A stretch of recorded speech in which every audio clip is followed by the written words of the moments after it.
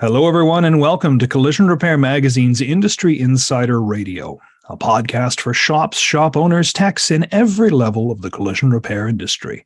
I'm your host, James Kerr. As we all know, there's using a product under ideal conditions, and there's using a product in the real world. Today, we're talking with some folks from Parker Lord about how the drastic changes in seasons affects adhesives in the automotive aftermarket and the decisions that need to be made in preparation for choosing the appropriate adhesives for the job. Some general tips, some things maybe you don't know, and all you need to glue your business together. We're stuck on temperature today on Industry Insider. This episode is brought to you by Parker Lord, makers of fuser adhesives, coatings, and more for the collision repair industry. For more information on Parker Lord, please visit their website at www.lord.com or call 1-877-ASK-LORD. That's 275-5673. I have two folks with me today. I have Leif Hansson and I have Patrick Maloney. Leif Hansson, you're from Fusor. You're the OEM and automotive aftermarket account manager for North America, and you're responsible for Fusor adhesives. It seems like there's a lot on your shoulders in that regard. Will you introduce yourself, please? Sure. Thanks for having us today. Again, my name is Leif Hansson, and I am in charge of the OEM and aftermarket segment for the Fusor adhesives. I've been in the industry for 31 years and reasonably new with Fusor, but I've been using it for decades. So hopefully we can answer some questions today and help some folks out. And Patrick Maloney, you're the Global Sales and Business Development Manager for the automotive aftermarket and specialty chemicals. Chemicals, eh? I guess it all goes back to chemistry, doesn't it? Yes, James. Thanks for the invite for Leif and I today. My name is Patrick Maloney. I'm the Sales and Business Development Manager for automotive aftermarket and our specialty chemical sector of our business. I've been in the automotive aftermarket realm for a little over 25 years, and we're really excited to have some good discussions today. So you guys you've been in the industry for 31 years, you've been in the industry for 25 years. You've really seen the growth of adhesives then over the course of that time period. Yeah, yes, sir. We really have seen the evolution of repair and how adhesives are being used daily for repairs. And there's a magnitude of reasons why. And number one would be the ease of use of adhesives and how the average or above average technician could use them and have a repair pretty much back to factory condition. You talked about this a little bit about ease of use, but why do you think adhesives have gained such traction? Why do you think they're so popular now? Where if you go back 20 years, somebody might have looked at you a little funny if you suggested adhesives for the kind of jobs that they're being used for every day today. Is it just ease of use, or do you think there's more to it than that? No, that's a great question, James. I think, ease of use has come with the territory over the years. We've been making the products easier and more user-friendly. The OEMs really drive how the vehicles are repaired. So if they are welded or if they're riveted or if they're held together with adhesives, we've basically just made products to be able to follow those OEM guidelines to get a vehicle back to pre-accident condition. So they're the ones that are really driving it. And, we are helping that along. So if you were to talk to somebody who's maybe skeptical of adhesives still, I don't know why there would be a holdout, but let's say, we can always say, well, look to the OEM procedures, right? Yes. Yeah. And that's the best way to do it. If the OEMs are doing it and they're comfortable with it and believe me, they've invested an enormous amount of money into crash testings and, safety. And if they say this is the best way to repair this vehicle, then that's most likely the best way to repair that vehicle. And we always recommend with anything, always follow OEM procedures. James, you had asked, what's driving this as well. What also has been driving this is, OEMs are looking to make vehicles lighter. Adhesives are lighter than your traditional welding. They have the same types of properties, strengths, but what we have found over time is all these manufacturers are looking to make their cars more efficient, lighter, and to be able to handle more power as well. And adhesives has come to the front and has been the answer for the majority of repairs out there, whether it's a minor repair or a structural repair. Typically, when it comes to repairs these days in collision, there is some type of adhesive that is strictly recommended by the OEMs, which has been great. There is a little bit of a learning curve for the average technician out there, but over time, they get used to using the product. There's some great resources out there for training and tech support, and just overall some phenomenal resources that are available to any technician at no cost. Well, there's always a learning curve with any kind of new technology, right? Anybody who's running their collision repair shop the way that their grandfather did isn't doing it right these days. I don't think you can do that and still follow OEM procedures. So yeah, a little bit of training is to be understood. I feel like we've gotten over the hump of people saying, oh, adhesives, I don't know. And they're now into like, oh, adhesives. Now we're into the area of let's see how much these things can do. We're in the exciting territory of how many other ways can we apply adhesives. And I know our discussion today is about temperature, and it's a hot topic. I really want to get into it, but you've sparked my imagination, Patrick, in, they want the cars to be lighter and lighter. Do you see, and maybe this is an unfair question, do you see an increasing role for adhesives in the manufacturing process, not even in the automotive aftermarket, but are adhesives going to become more and more a part of the building process for these OEMs? Yeah, over the years, we have seen a lot more introductions of adhesives in the manufacturing process, whether it's an EV manufacturer or your traditional gas power engine manufacturer. We're seeing more adhesives in thermal management within automotive OEMs across all stages, whether it's an EV vehicle or your traditional vehicle. They're moving and transitioning more to adhesives every day in the manufacturing process. So we need to just kind of make sure that, in the field, they're repairable. We work side by side with the OEMs, daily, with repair procedures. And, it's truly a partnership between the OEMs and their collision specialists, and then the automotive adhesive manufacturers to help them and assist them with putting together some procedures that are obtainable at the street level with the repair shops. That's exciting because the science is easy. Like we have the science, we know the numbers. It's easy to tell if something's safe. It gets tested over and over and over again ad nauseum. Like the regulations are huge.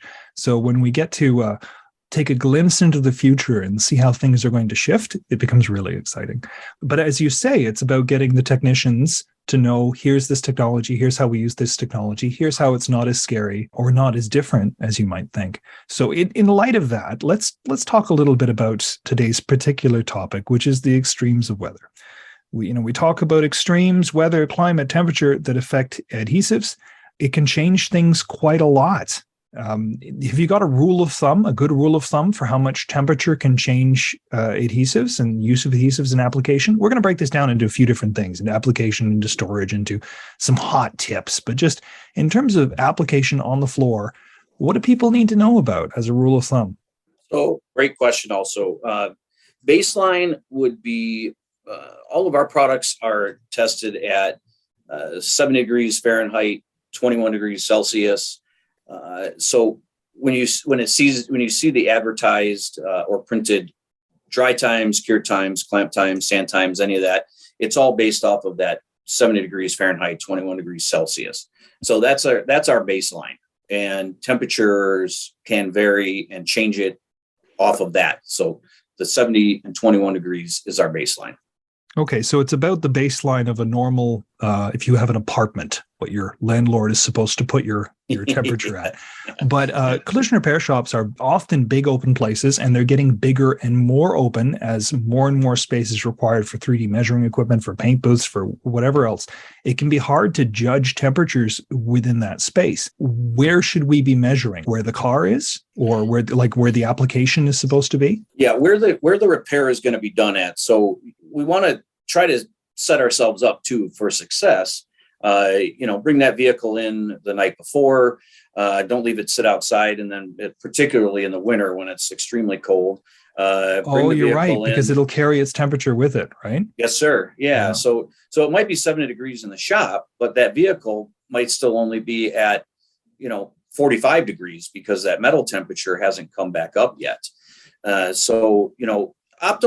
Optimum working temperature in ideal situations is 60 to 80 degrees. If we can stay in that realm of ambient temperature and panel temperature, vehicle temperature, whatever we're working on, that 60 to 80 degrees is ideal. Okay, the warmer it gets, the faster something dries. The cooler it gets, the slower something dries. But in that realm right there is where we want to be at. The key takeaway there, James, is we want the ambient temperature to match the substrate temperature of the vehicle that you're going to be working on. So if they're not equal, so for instance, say the body shop where the technician's going to be doing the work is at X temperature, but the substrate, the vehicle comes in and it's cooler or warmer, we want that vehicle to get to the same temperature that the ambient temperature is at in the room.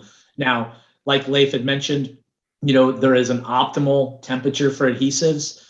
It's just important to understand that if there is a colder temperature in that room, we're going to dive in deeper into that. But if it's colder in the room and the ambient temperature is colder and the substrate's colder, the adhesive is going to act differently if the ambient and substrate temperature were much higher. So we want to just get both of those temperatures to be in the same. Like you had mentioned, if the vehicle is outside and you bring it inside, it would be important to let that vehicle sit to get to an appropriate temperature for adhesives, or at least understand how that adhesive is going to affect based on the substrate temperature that you're going to be working with and ambient. Well, cycle time is the magic term, right? So if you don't give the vehicle enough time to reach the ambient temperature, you could have to pay for it in cooling time, right? Like after the adhesive is applied. Is it just a case of math? Is it just a case of figuring out the temperature versus dry time or are there other components going into that, like how much adhesive you have to use for different temperatures? As a general rule of thumb, and an easy way to keep track of it is based off of that 70 degrees. So every 20 degrees you go up in temperature, your work time is going to be cut in half. So at 90 degrees, if you have a 1 minute product at 70 degrees, at 90 degrees, that's 30 seconds. Okay, so if you drop 20 degrees and it's 50, you've doubled essentially that work time. So it's a 1 minute work time now. Or sorry, it's a 2 minute work time now. So every 20 degree increment is going to increase or decrease your work time depending on the temperature. So that's a good rule of thumb. And down and dirty general rule of thumb to follow. Okay, that makes a lot of sense. So if you have something coming in and it's cold weather, it's going to be cold, you can just factor that in to what you're doing, to regard the time that it's going to take to in application. And then the other way around too, if it's exceptionally hot, because like I'm in Ontario, September is the special time where it can snow one day and the next day you have to get out your shorts again. Yes. And that can often lead to a lot of complications. I can imagine it leads to a lot of complications with dry times in shops. But the rule you said is every 20 degrees increase dry time by half, every 20 degree decrease dry time by double, right? Yes. James, that's important because the geography plays a huge role in that, whether you're in, Vancouver, BC, or you're in, Toronto, you're having big swings. So somebody that's doing a repair procedure out in, Vancouver, BC today, if somebody on the East Coast, and let's say Toronto, is doing the exact same repair, the adhesive is going to act differently, just depending on if there's a temperature swing or humidity swing, just depending on what types of adhesives it is. So it's just important for the technician to understand adhesives at a baseline. In no way, shape, or form, is this revolutionary, or are we, chemists? It's basic mathematics is really what it is. Well, it sounds like there's a lot of versatility in how you can apply it. It's just a case of it affects the things like the dry time, it affects the math. And everyone I know who works in a collision repair shop, they live and die by cycle time and trying to eyeball how long is this going to take me? What am I going to have to do? How's that going to affect how quickly we can get this spot empty, right? But this is not that complicated if you've got these rules laid out. Now, how much do 2K products complicate that versus 1K products? They're both going to their characteristics as far as drying are both going to be very similar based on temperature. So if it's warmer, they're both going to dry faster. If it's cooler, they're both going to dry slower. A catalyzed product is probably going to be less affected by extreme temperature swings, more so than a 1K, because there is and a 2K is a 2-component product. It has a resin and it has a hardener or a catalyst in it. So, it's going to be force dried as long as it doesn't get below freezing. It's going to force dry because of that chemical that's in there. Where a 1K, it's an air dry product, so it will be affected more by extreme cool temperatures. It'll slow more noticeably than a 2K will. Yeah, I'm not a science guy, so correct me. Neither am I. 2K products, when they're mixing, that's a chemical reaction and it's generating heat within itself anyway, right? Yes, sir. So applying that, it's kind of working by its own rules. And I assume Yes. it'll be a little less affected than the dry time necessary for a 1K product. Correct. And sorry, I didn't mean to interrupt. You had asked before if larger amounts dry differently, and yes, they do. So if you put on a large amount of something, the chemical reaction that's going on there is more drastic, and it's a thermal mass that changes that, and it will dry faster than a smaller amount of material. That makes sense. Similarly, though, we didn't talk about this before, but it shifts in temperature. Does that mean you're consuming more product when it's colder or when it's hotter? Is that something that shops are going to need to keep track of in the future, or is the distribution of product across the surface the same? No, it's pretty much across. It's pretty much the same across the temperatures. If there's a shift in temperature, if the application calls out for, let's say, 2 meters of linear material, whether it's a certain temperature, it's going to be the exact same. The only main difference is going to determine how that material is going to lay down. If it's a colder temperature, it's going to come out maybe a little bit thicker. If you haven't brought that tube up to an appropriate temperature, all these adhesives, the optimal temperature, like Leif had mentioned, is X. If it's colder, it's still gonna do its job. It's just gonna take a little bit longer, and it's gonna be just a little bit harder to get out of the cartridge. That makes sense.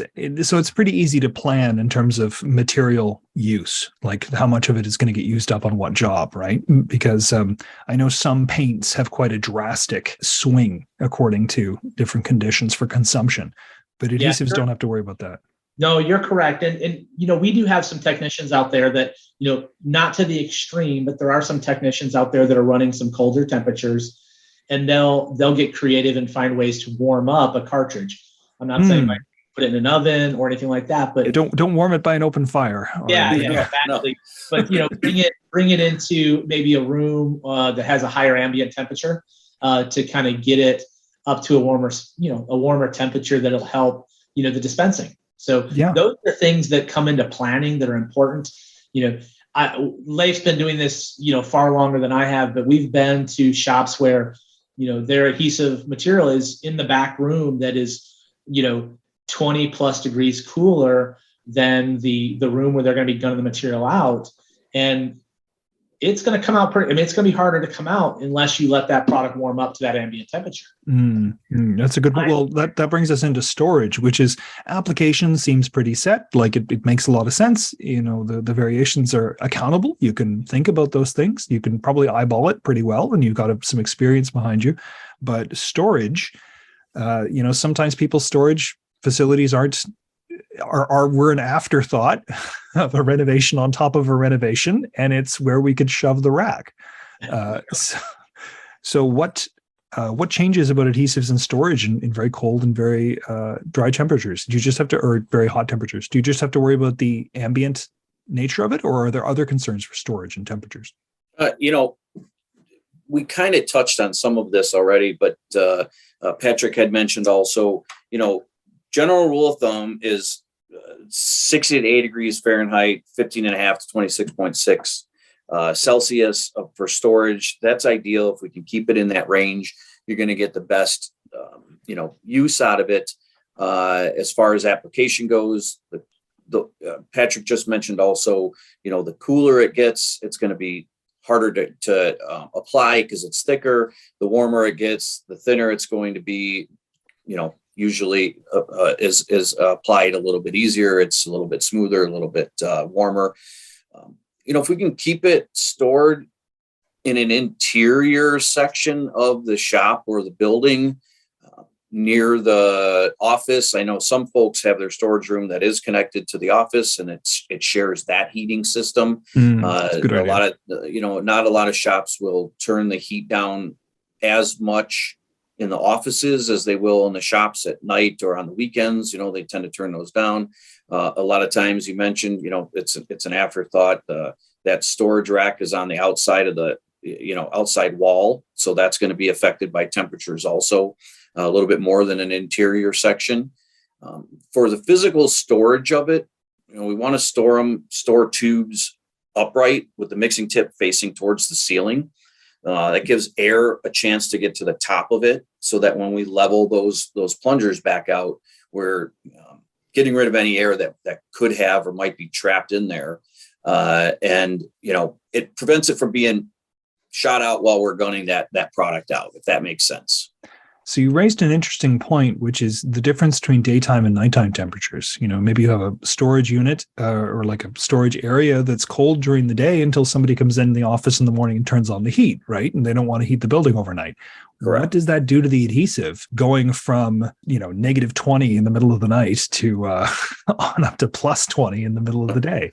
So I'll dive in a little bit on that. So good. As far as some temperature swings, it's okay to have a temperature swing. If you're going from below freezing, that's where we're going to run into an issue. Do not let the material or any adhesive material get below freezing.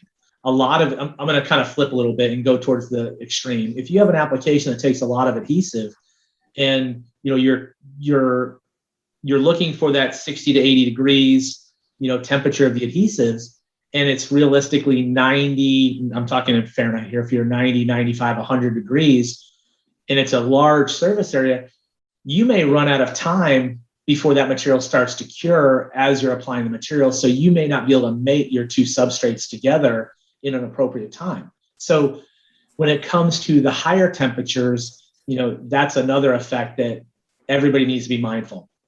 Cold temperatures are important to get above the freezing mark, and hot temperatures, it's important to bring it down to a usable temperature. So it's all about, again, we're returning to, it's all about controlling the ambient temperature, controlling the temperature of the product, making sure that things are lining up. That is correct. Yes. Yeah. Yes. If we can, in an ideal world, try to stay away from extremes. Yeah.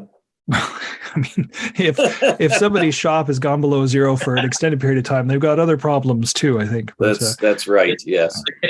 The Canadian listeners, I know y'all know what extremes are. So, yeah. Absolutely. Well, it's just you always get the same questions, like, can I use this now that it's gone below zero? Can I Yeah. What do I do with this thing now? How much, this is my own curiosity, how much chemical variation is there between adhesive to adhesive of the same line? So if I've got a big job and it's going to take a couple of cans or a couple of jars or a couple of whatever denominations, is it okay to keep using the same to keep going on the products? It is. So as long as you're using the same product, you're good to go. So a lot of applications use more than one cartridge. Okay. Specifically, Leif and I were dealing with an application that utilized, I believe it was, I think it was almost 11 cartridges. It was a very large surface. And it's one of those where you just want to make sure if you have a surface or an application that's going to use a lot of adhesives, that you pick a specific adhesive that has the time, or I should say the cure time, that allows that amount of work time. Yeah, tip to tail. You got to make sure that. Yeah, exactly. Yeah. It's chemicals. Chemicals are chemicals. They're dialed in. They're virtually identical tube to tube. Most of the time, it's the same exact batch, because when we make batches of adhesives, it's enough for thousands and thousands of cartridges. So one part of our website is a buyer's guide where we list products, and we get a lot of questions coming in, typically about the products, not about anything we can answer. But one of the biggest ones is, I have some such and such XYZ. It's expired. Can I still use it? And then we forward them on to the company of whatever it is to get the answers. So knowing that that's the most common question we get, I'll flip that question to you guys. Hey, my adhesive is expired, usually a couple of months. Can I still use it? We get those same questions. And, the way I look at it is this: 100% as the manufacturer, we will say, if the product is expired, do not use the product.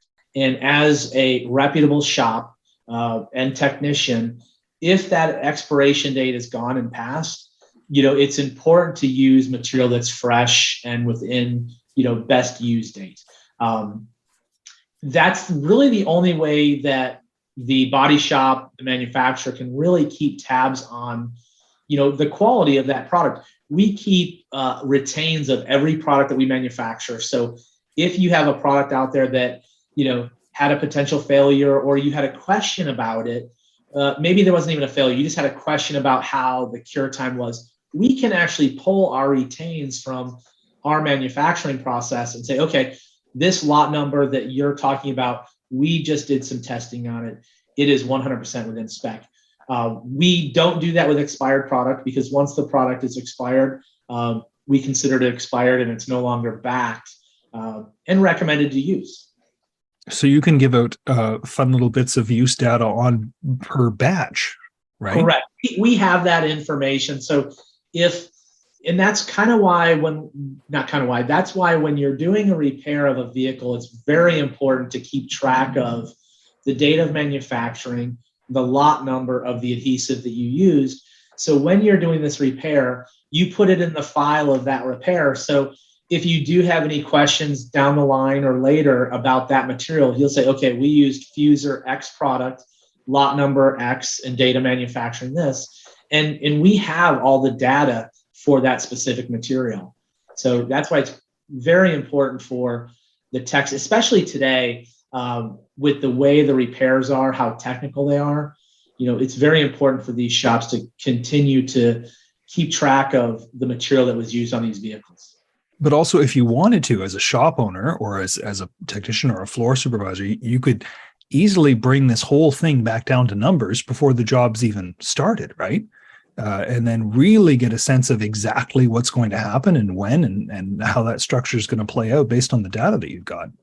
Yeah, it really is, because understanding the repair procedure, understanding your shop environment, and understanding the adhesive that you're going to use, it's a recipe. So if you know the repair and you know what adhesive you need to use, you'll need to understand the temperatures of the room, and which on average, James, doesn't come into play as much during the middle of the seasons. It's more of the summertime, the hottest temperatures, and then the coldest temperatures in the winter.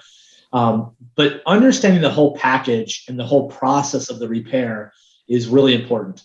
Leif, you wanted to chime in? No, just to piggyback on what Patrick said, all of his information was exactly spot on. But just to piggyback on it, on the back of all of our tubes is a printed manufacture date. So you verify that manufacture date. It will always say, best used within XX months. So it's 12, 15, 18, 24, and it's printed on there. It'll tell you how long this product is good for. And the printed date on there is the manufacturer date. And it has the lot number right in that same spot just above it. So that's what he was referring to, is make sure we keep that lot number and keep track of it, put it in Mrs. Jones' file. So a year from now, Miss Jones comes back, we can refer back to that file. We can go back and we can check out those retains that we have and make sure that we're starting out with something that is within spec and in manufacturer, still within time.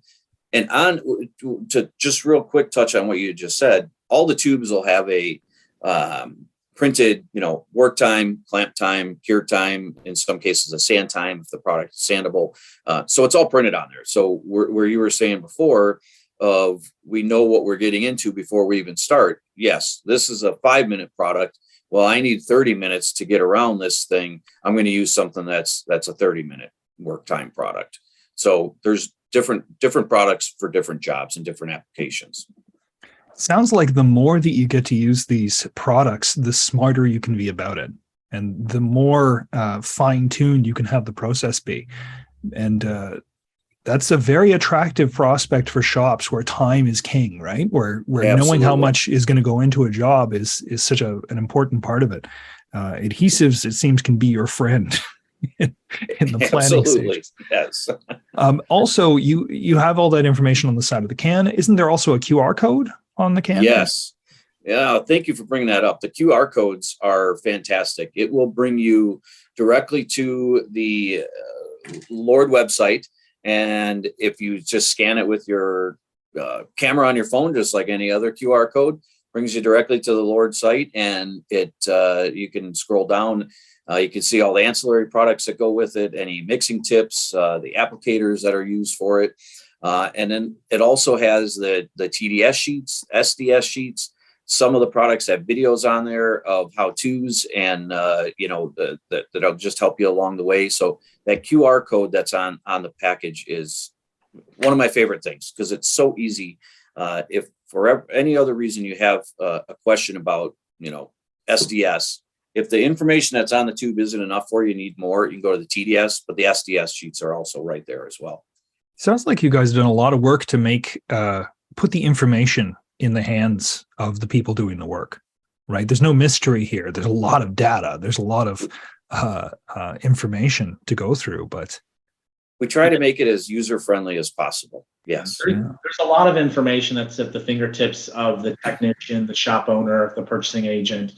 We've tried to make it simple and easy to be able to get the information that's needed for appropriate repair and proper repair. We look at this as these are individuals' vehicles that are being repaired. I look at every repair as if my daughter was driving that vehicle. And it's very important to us to educate, to continue, whether you're a new technician and you have a year of experience or a 30+ year technician, it's important to us to help educate, as it is somebody's daughter, it is somebody's son that's driving that vehicle. And it's important that it's done correctly. Well, it's tricky because you don't want to overwhelm people either, right? This feels very intuitive in terms of the dry time information being on the can and outlining things pretty quickly. It's seems like you can really plan out your day. All right, so we only have so much time left. Let's talk about some hot tips. Have you got some hot tips for us, or cold tips? Because we're doing temperature. This is the section that Leif and I absolutely love and are passionate about, because Leif and I have been doing this a very long time, and it doesn't matter whether it's Fuser adhesives or another manufacturer. We all get into that same arena of the traditional, missteps that are happening in the field. And we kind of want to just touch base on a couple hot tips, hot topics that we can make the newest technician look like a rock star, and we can refresh the education of a seasoned technician and make it even better by just highlighting a couple things. I'm going to bring up the first one, which we see missed a great deal of time, which is level and purge the cartridge. So as soon as you get that cartridge and you bring it out of the package, you're supposed to put it in the applicator before you put a mixing tip on, gun out a little bit of material so you see both sides, part A and B, come out of the end of the cartridge. And then at that point, you know that the pistons are level in both sides of the cartridge. Go ahead and put your mixer on the end, screw that on, push it on, and then dispense out maybe a 2-3 inch length of material. So at that point, it's completely mixed all the way through, and then take the applicator to your work surface, your substrate, and apply the material. What we have found over many, many years is a lot of technicians forget that main step, which is the most important beyond the expiration date of the material. And what happens is they will grab a brand new cartridge, they'll put the mixer on there, and they'll just start gunning the material out. And what'll happen is it didn't give enough time for part A and part B to match up. So there is a potential with all manufacturers of adhesives where the first 6 to 8 inches may not be within ratio of the actual appropriate mix. So whether you're gunning out a 2-part epoxy at home to fix something that broke at home, or whether you're doing a full-on repair of a vehicle, you really need to do that exact same procedure. Would you say that's the number one mistake made by technicians in applying adhesive products today? That is 100% Yeah. number one. Leif and I have had many conversations with some of our, competitors out there, are just people in general within the industry, and it doesn't matter. Everybody has found that exact same thing being the number one issue that they see when it comes to repairing of vehicles with adhesives is the baseline level and purge of that cartridge and mixer before applying to the substrate. Now, and that's important. Oh, sorry, go ahead. No, go ahead. It's important to make sure that we do that every time we use the product. So if we did a small repair and we go back, an hour from now, 2 days from now, a week from now, and we're going to use that product again for another small repair, we level those plungers out again, purge and mixing tips worth out again, then we can go and start our repair. Every time we grab that tube, we need to level and purge. Well, it's just a physical calibration. Like a nurse takes a little squirt out of a needle. That's a great way to calibration. Like you wouldn't want them to just stick it in your arm and go. So that's a great comparison, James. Yes. Now, just curious, would an experienced technician be able to tell that the ratios were off in application, or would it be too difficult to tell? So, Leif, I'll jump in on this. So depending what product they're dispensing, if it's a seasoned technician, I should say it this way, even if it's a seasoned technician, depending what type of material they're dispensing, they would have a hard time deciphering if it was off ratio. Because part A and part B, depending on what the product is, the color differential between the two. So if, for instance, if you mix the two products and they come out at the end, it comes out a dark blue versus a light blue, or maybe the first 8 inches is a darker blue color, and then the next 8 inches is a lighter blue, that tells me that the first 8 inches is off ratio. From your initial dispensing of the product through the end of the cartridge, it should look identical once you're at the substrate, because you've leveled and you've purged the cartridge. It's funny because, Leif and I have talked about this many, many times over in trainings and in conversations and tech tips, and, as educated as everybody is, and I'll be the first one to raise my hand. I've done training before where I have literally forgot to level and purge and have got called out by, somebody that I was training. And it's just one of those things where, having a checklist of the proper dispensing of adhesives, whether it's ours or somebody else's, is important. Training. You can't get enough of training. Now, would you be able to necessarily, would the color appear right away in application as you're moving it across, or is that something that you would just look back on and be like, oh, I screwed that up? So technically, depending on what product it is, you may notice it right away. There are certain adhesive products out there where part A and part B, don't have a dramatic color difference, so you wouldn't see a difference. So not every time you would notice a difference in the dispensing. It just, on certain products, you would be able to tell because of the tint differential, but that's not always the case. So it's very important to do the level and purge no matter what product it is on a 2K product. Yeah. So even if you're experienced, it just comes down to level and purge. Yeah. You wouldn't expect a nurse to stick your arm with a needle right away. Like, they've got to do their calibration, and so do you. Yeah. Go ahead. Yeah, it's really important. And it's one of the basic things that, you had said the word, and I haven't said that word before in this type of application, but you said calibration, which is really a perfect explanation of what you're doing is you're calibrating those two components to the appropriate ratio, which is the exact thing that needs to be done, calibration. And we talk about this, and we're going through all these steps, and it may seem a little bit more intense and a little more intuitive than it actually is. It's very simple. All the techniques and tricks and data and information is right at the tech's fingertips, whether it's training or whether it's technical data sheets, or the only thing that we need to make sure that they get is we need to make sure that they follow the OEM procedure. They follow the instructions on the cartridge, the instructions on the data sheets, and make sure the adhesive is within spec as far as expiration date and level and purge. If you follow that recipe, you're set up for success. You really are. Well, there's your hot take or cool tip, I guess, for applying adhesives. Let's talk a little bit about the future.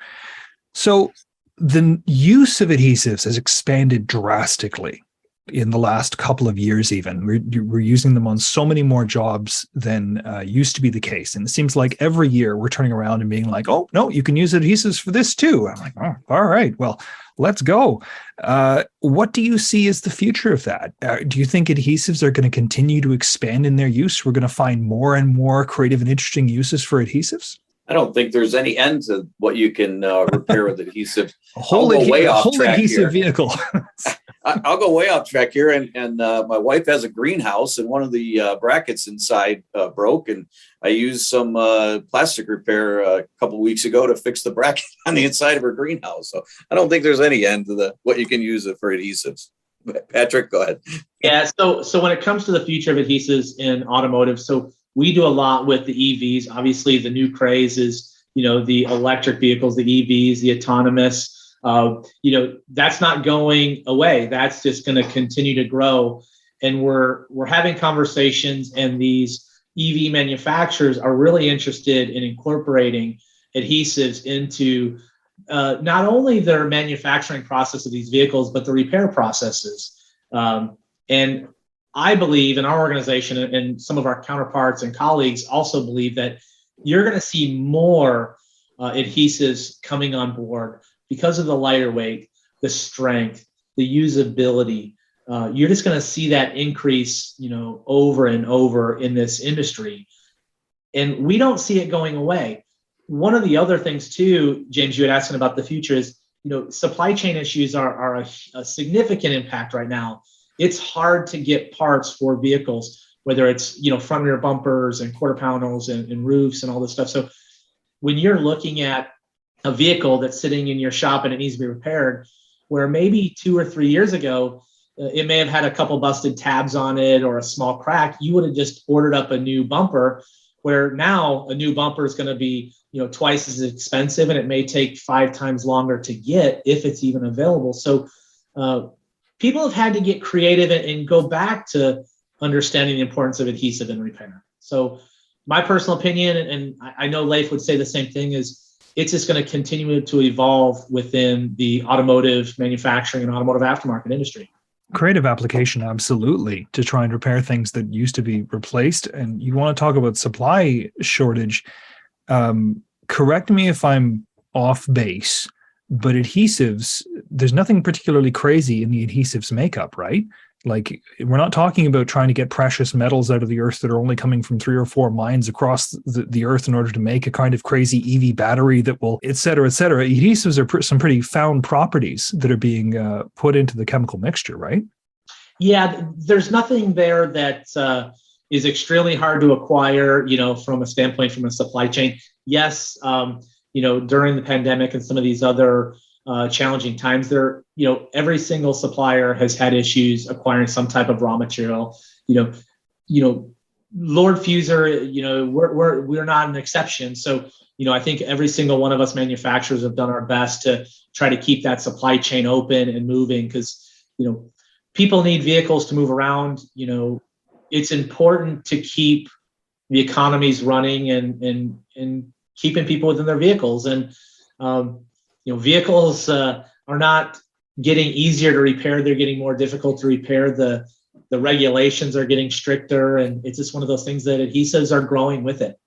But it also sounds like, and I hesitate to use the word sustainability, but adhesives sound like a pretty sustainable option in terms of supply for use for repair. Because we're not talking about ordering out that bumper, but we're also not talking about ordering different metals and different scraps and different whatever else we might need. Because with adhesives, you can use what's at hand, and, theoretically.